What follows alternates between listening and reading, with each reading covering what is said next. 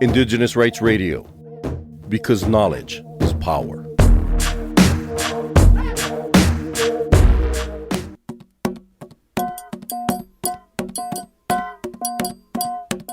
The 22nd session of the United Nations Permanent Forum on Indigenous Issues is taking place in person from 17th to 20th April 2023 at the UN headquarters in New York.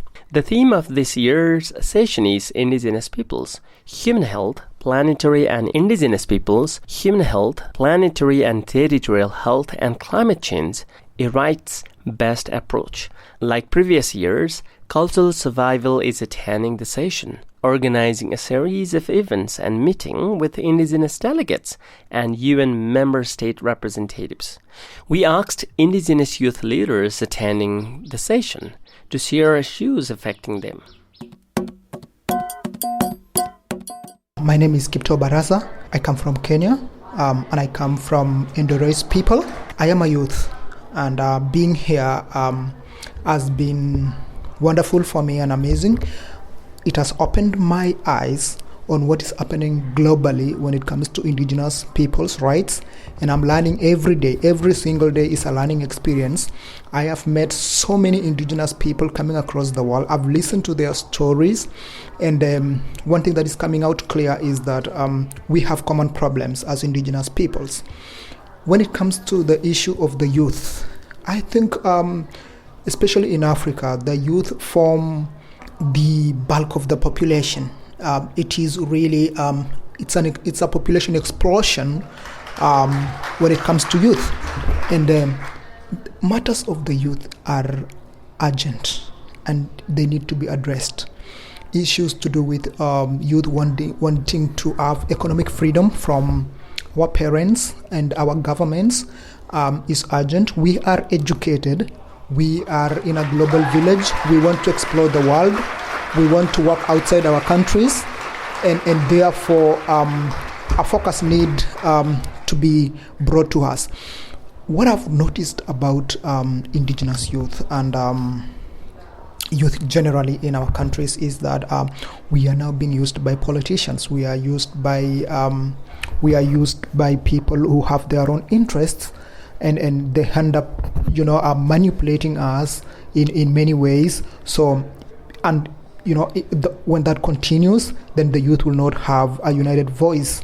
Specifically, when I speak about a situation in Kenya, Indigenous youth are being used. They are armed. They are being used to cause violence. This is hampering enjoyment of human rights. A specific community in my place was given firearms. They went into the forests, and a cultural practice that existed before has mutated because it's now becoming lethal because of firearms that the youth are having, and they are attacking and displacing Indigenous people in their lands.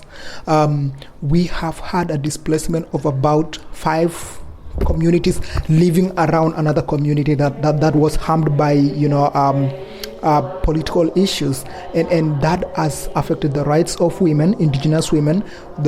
People have lost land, and it's a question of minerals, and it's a question of protected conservancies that is using the youth to attack Indigenous people and cause displacements.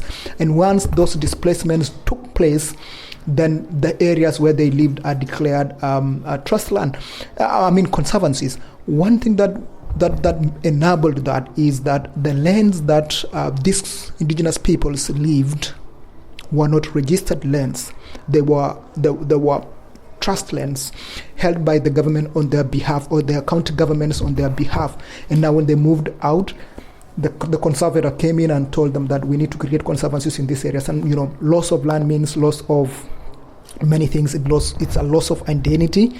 It's a loss of and it's a loss of Indigenous people end up moving to towns and getting dispersed in many places. It's loss of livelihood, it's loss of language, it's loss of many things, and we are so attached to our lands, and we have our people buried there. Those are our shrines. And our lands were given to us by our ancestors to pass to the next generation, not even to trade in it. We don't sell land. But now when we're moved out and then somebody comes in and registers a forest, somebody comes in and registers a conservancy, then that is a big problem. And they are using our youth to fight us. They are using indigenous youth. And that happens in the North Rift part of Kenya. In about 6 counties are affected. A conservator is doing this behind the scenes, and we are getting to learn this, and it's a sorry state of affairs.